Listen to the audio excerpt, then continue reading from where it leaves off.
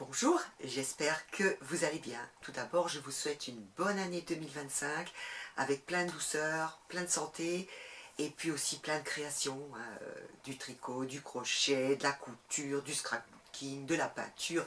Enfin, une année créative, ça c'est déjà positif. Alors, aujourd'hui, je ne suis pas là pour parler de couture, je suis là pour parler un petit peu de tricot. Et en particulier de ma dernière petite réalisation, que voici.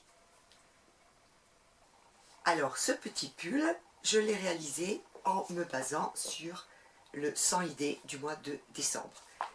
Je trouvais que le pull de la couverture avait un petit air nostalgique, un petit air rétro qui me plaisait bien. Et puis, comme j'aime bien faire du jacquard, et ben, hop, c'est parti.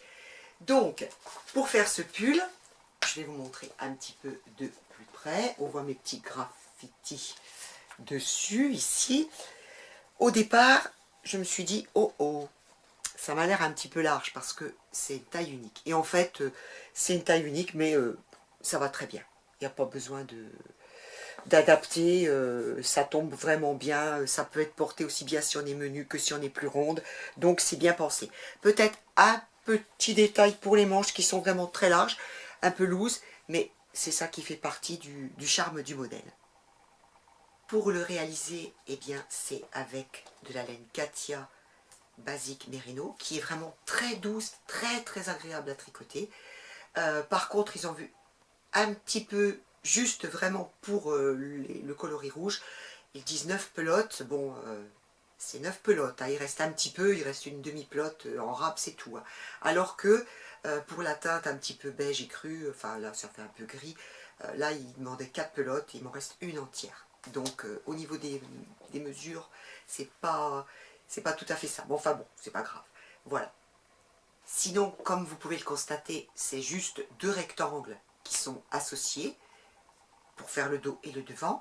Et dans les explications du magazine, en fait, le coup, il n'y a pas d'encolure. Hein. En fait, c'est juste un bord-côte des deux côtés et on les superpose. Mais c'était superposé dans l'autre sens. C'est-à-dire que vous aviez le devant qui allait sur le derrière. Et moi, ça ne me plaisait pas beaucoup. Donc j'ai fait le contraire. Parce qu'autrement, je trouve qu'on est un peu comme ça. Donc j'ai préféré faire superposer le dos sur le devant. Pour être un peu plus libéré sur le devant. Voilà. Ça, c'était le petit détail qui clochait un peu. Et puis bon, bah, c'est vrai que si jamais on est un petit peu sensible du coup, même si la laine est très douce, moi j'aime bien quand il y a des cols un petit peu plus arrondis. Donc bah, on met un petit soupule, mais bah, ça dépend de chacun. Voilà. Là, on voit bien, en effet, que c'est mis dans l'autre sens l'encolure. Moi, je ne trouve pas ça judicieux du tout. Donc, vous voyez, moi, j'ai fait le contraire.